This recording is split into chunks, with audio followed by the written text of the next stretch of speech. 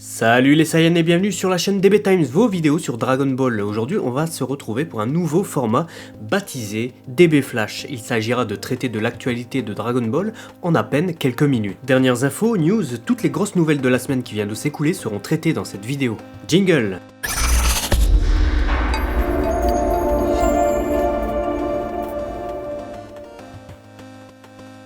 On commence la semaine avec la sortie du premier tome du manga Dragon Ball Super au Japon. Dans ce tome, on retrouve une interview d'Akira Toriyama et de Toyotaro, le dessinateur du manga Dragon Ball Super. L'interview avait déjà été teasée un peu plus tôt sur le site officiel du magazine V-Jump de la Shueisha, mais elle est disponible entièrement au sein du premier tome de Dragon Ball Super. Cette interview est intéressante car elle permet de mieux cerner le rapport qu'entretiennent Akira Toriyama et Toyotaro. On y apprend qu'un nouvel ennemi va apparaître prochainement et également que le Super Saiyan Blue était prévu à l'origine pour avoir des cheveux blanc. Finalement, Toriyama est parti sur une teinte bleue pour bien différencier cette apparence de celle d'un autre personnage qu'on verra par la suite. Toyotaro connaît le scénario à l'avance pour dessiner le manga Dragon Ball Super et est très enthousiaste à l'idée de revoir un personnage que l'on connaît déjà tous et qui refera son apparition dans Dragon Ball Super prochainement. Le mardi 5 avril, c'était l'anniversaire d'Akira Toriyama, l'auteur de notre manga favori vient d'avoir 61 ans. Cela fait maintenant 35 ans qu'il a écrit son premier succès, Dr. Slump, et la série animée vient d'ailleurs de fêter cette date anniversaire le 8 avril dernier. Le manga Dragon Ball, lui, a été dessiné pour la première fois il y a plus de 31 ans maintenant, et la série animée a fêté ses 30 ans tout rond le 26 février dernier.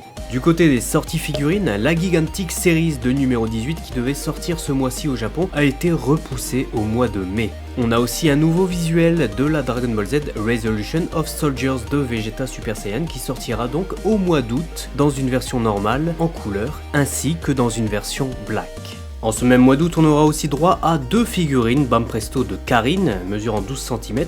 L'une est dans sa couleur classique, à savoir blanc, et l'autre est en golden version, un peu comme sur cette illustration d'Akira Toriyama. Pour accompagner Kalin, Bam Presto sortira aussi cette petite théière qui contient la Choshinsui, autrement dit la super eau divine, que Kalin fait boire à Goku avant son deuxième combat contre Piccolo Daimao. Bandai Shokugan annonce ensuite la reprise de la gamme des Karapuchi qui a fait notre bonheur il y a quelques années. La gamme de Bandai continuera avec la série Dragon Ball Super et proposera les personnages suivants: Son Goku, Vegeta, Champa, Frost et Vados. Étonnamment, il n'y a que 5 figurines vendues au sein d'une box de 10 avec des chewing-gums. La série est vendue au prix de 4104 yens, environ 35 € et est désormais disponible en précommande sur les sites nippons pour une sortie prévue en juillet 2016. La Dragon Ball Z Dramatic Showcase First Season Volume 2 représentant Son Goku en Super Saiyan sortira le 21 avril, c'est maintenant officiel. Elle mesure 13 cm et représente le père de Son Gohan en train d'aider son fils lors de la scène finale du Cell Game. Les figurines de Cell forme parfaite et Son Gohan Super Saiyan 2 sont déjà disponibles au Japon.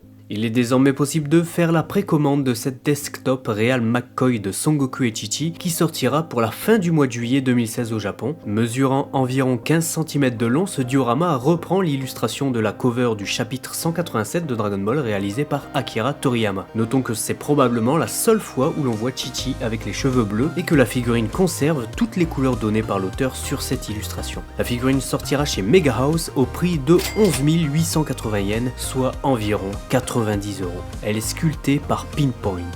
Mi-août, on aura aussi une nouvelle loterie Ichiban Kuji réalisée par Bam Presto. Celle-ci sera cette fois entièrement dédiée aux World Collectable Figures qui sont des petites figurines SD munies d'un socle circulaire. Bam Presto en sort régulièrement et voici que celles du mois d'août seront uniquement disponibles sous forme de loterie Ichiban Kuji, des loteries auxquelles on ne peut participer qu'en entrant dans une boutique dédiée du type Club Sega au Japon. Cette nouvelle série proposera Shenlong et Goku en prix A, Frieza et Goku en prix B, Cell et Vegeta en prix C, Goku seul en prix D, Vegeta en prix E, Gohan en prix F, Trunks en prix G, Vegetto en prix H, le prix I lui est inconnu pour l'instant, et enfin deux autres prix que seront le prix Double Chance qui propose la figurine de Shenlong et Goku du prix A dans une version alternative, et enfin le prix Last Chance qui propose cette même figurine dans une version spéciale Color. Et enfin Bam Presto annonce le Zoukei Tenkaichi Budokai 7 pour cette année. Les figurines qui seront réalisées pour ce tournoi de sculpteurs sortiront en 2017.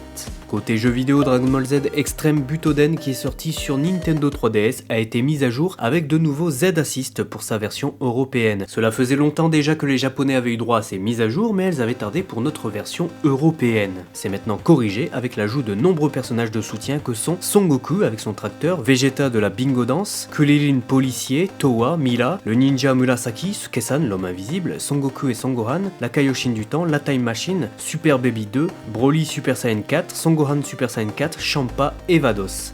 Pour finir, l'épisode 38 de Dragon Ball Super a été diffusé ce dimanche sur la chaîne Fuji TV au Japon, et si vous ne voulez pas être spoilé, cliquez sur la capsule anti-spoil pour sauter un peu plus tard dans la vidéo. Donc vous êtes restés? Je commence le résumé alors. Cet épisode met en scène le combat entre Vegeta et Hit, le meilleur guerrier de l'univers 6. Au cours de ce combat, on apprend que Hit est capable de contrôler le temps pendant 0,1 seconde et qu'il peut donc contre-attaquer son adversaire avant même que celui-ci ait pu porter son coup. Après cette découverte et la défaite inévitable de Vegeta, Goku tentera de surprendre Hit en trouvant une parade contre cette capacité. Cet épisode est dans la lignée des 2-3 précédents, à savoir vraiment très intéressant et passionnant à suivre. On apprend beaucoup de choses sur Hit, comme par exemple le fait qu'il a plus de 1000 ans, et également sur Monaka qui se révèle être finalement complètement naze. On sait maintenant que Bilus a menti à Goku et Vegeta en leur faisant croire qu'il avait un guerrier plus puissant qu'eux à proposer, mais en réalité il n'en est rien. Le combat entre Goku et Hit, qui se tiendra donc la semaine prochaine, sera donc l'ultime combat de ce tournoi. Pour finir, on connaît également le dénouement de ce tournoi et les synopsis des épisodes 39 et 40, mais pour ne pas trop en dire, je vais vous mettre un lien dans la description que vous pourrez aller voir si le cœur vous en dit. Voilà, c'est tout pour les news de cette semaine, on se retrouve bientôt pour une prochaine vidéo et dans une semaine pour le prochain DB Flash. N'oubliez pas d'ailleurs de checker en fin de vidéo sur les DB Thèmes, je laisse souvent des infos complémentaires. Pouce bleu si vous avez aimé cette vidéo, si vous voulez encourager ce nouveau format, c'est tout nouveau et j'aimerais savoir vos avis et c'est le meilleur moyen de me le faire savoir. Merci encore d'avoir suivi cette vidéo et à la prochaine. Matane!